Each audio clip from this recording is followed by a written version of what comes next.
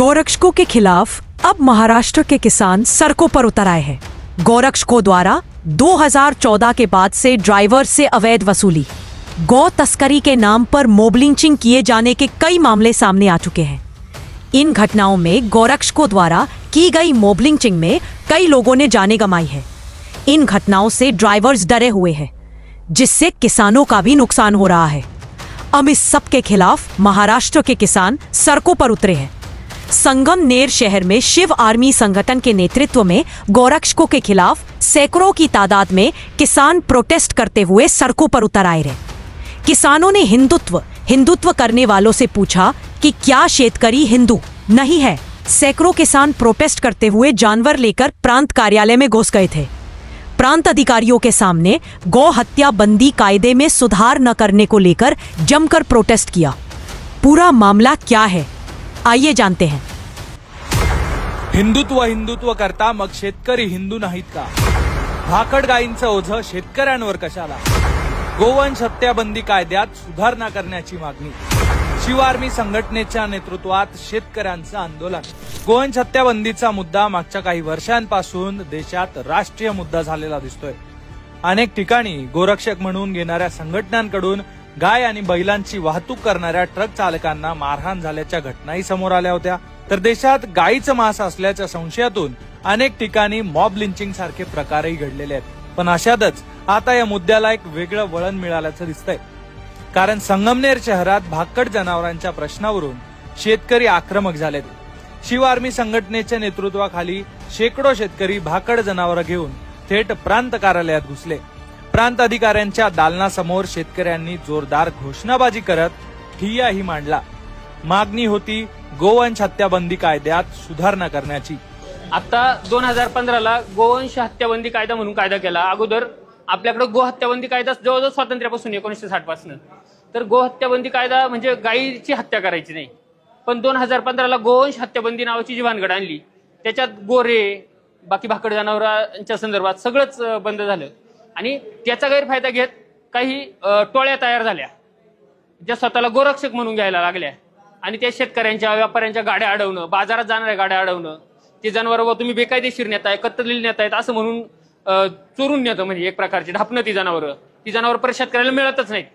केस इतके दिवस चालते की नंतर ते गोशाळेवाल्यांनी त्याचा पालन पोषणाचा जो खर्च सांगितलेला असतो शेतकऱ्याला, एवढे पैसे द्या, तर त्या गायच्या किमतीपेक्षा तो पालन पोषणाचा खर्च जास्त मागत आहे। त्याच्यामुळे शेतकरी त्या गाय पाहायलाच जात नाही आणि हे पुढे होणार हे माहित असल्यामुळेच माझ्या आधी जसं गणेश पाडेकरांनी सांगितलं, हे अगोदरच गाय ताब्यात आले की विकायला सुरुवात करता लगेच, जसे गिराईक मिळतील तसे। भाकड जनावर आमच्या शेतात नकोत असं म्हणत शासनानेच भाकड जनावरांची खरेदी सुरू करावी अशी मागणी शेतकऱ्यांनी केली। शेतकऱ्यांनी प्रांत अधिकारी कार्यालयासमोर जोरदार ठिय्या सुद्धा मांडला। सध्याच्या गोवंश हत्याबंदी कायद्यामुळे भाकड जनावरं सांभाळणं शेतकऱ्यांसाठी जिकरीचं झालंय। जनावरांचा चारा पाणी देखभालीचा खर्च यामुळे शेतकऱ्यांचं आर्थिक गणित बिघडतंय। या प्रश्नाची शासनाने तातडीनं दखल घ्यावी अशी मागणी शेतकऱ्यांनी केली आणि गायींचे गोरे घेऊन हे शेतकरी थेट प्रांत कार्यालयात घुसले। हे शेतकऱ्यांचं म्हणणं नेमकं काय ते त्यांच्याच तोंडून ऐकूयात। मी एक चिखली गावचा हिंदू शेतकरी आहे। सर्वात महत्वाचं म्हणजे माझ्या गोठ्यावर 14 गायी होत्या, पण या सरकारच्या नाकर्तेपणामुळे आज दुधाला 30 रुपये, 25 रुपये, 27 रुपये बाजार मिळतो। त्या 14 गायीपैकी माझ्याकडे आता फक्त 4च गायी शिल्लक राहिल्या। त्या 2 गायी भाकड आहे आता सध्या।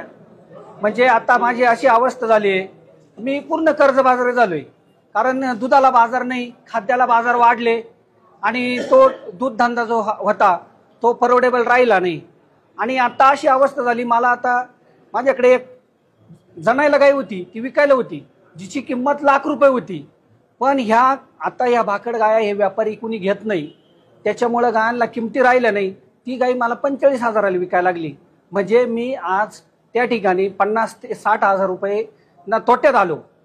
अशा प्रकारे कर्ज शेतकऱ्याचं प्रत्येक शेतकऱ्यावर हे कर्ज वाढत गेलंय। आजही मी शेतकरी याच्यामुळं कर्जबाजारी झालोय। थोडक्यात माझ्यासारखे अनेक शेतकरी कर्जबाजारी झाले। माझी एकच मायबाप सरकारला इच्छा आहे का तुम्ही हिंदुत्व करतात, अहो हे शेतकरी सुद्धा हिंदू आहे, मग तुम्ही असं का म्हणून हे हिंदू शेतकरी मरून जातील. त्याकरता माझी एक विनंती की तुम्ही आमच्या दुधाला 40-45 रुपये लिटर बाजार दिला पाहिजे. मग शेतकरी हा जगेल, टिकेल. शेतकऱ्यांच्या या आंदोलनाची शासनालाही दखल घ्यावी लागली. नायब तहसीलदारांनी मागणीचं निवेदन स्वीकारलं आणि त्यानंतर नगर परिषदेच्या आरोग्य विभागानं भाकड जनावरं ताब्यात घेतली. जागतिकीकरणामुळे आणि ट्रॅक्टर सारखी साधनं आल्यामुळं गेल्या काही वर्षात शेतकऱ्यांकडच्या जनावरांची संख्या कमी होते. मात्र अजूनही शेतकऱ्यांकडे शेतीच्या कामांसाठी, दुधाच्या व्यवसायासाठी जनावरं आहेत. दुधाला भाव नाही. राज्यात अनेक भागात चारा आणि पाण्याच्याही अडचणी आहेत. त्यामुळे भाकड जनावरं सांभाळणं शेतकऱ्यांसाठी मोठं खर्चिक होतंय. त्यामुळं अशा भाकड जनावरांचं काय करायचं असा प्रश्न सध्या शेतकऱ्यांसमोर निर्माण झालाय. तुम्ही शेतकरी असाल, तुम्हाला या मुद्द्याबद्दल बोलायचं असेल तर तुमची मतं कमेंट बॉक्समध्ये नक्की व्यक्त करा. Sudhir Kakade, bureau report, Lokmat.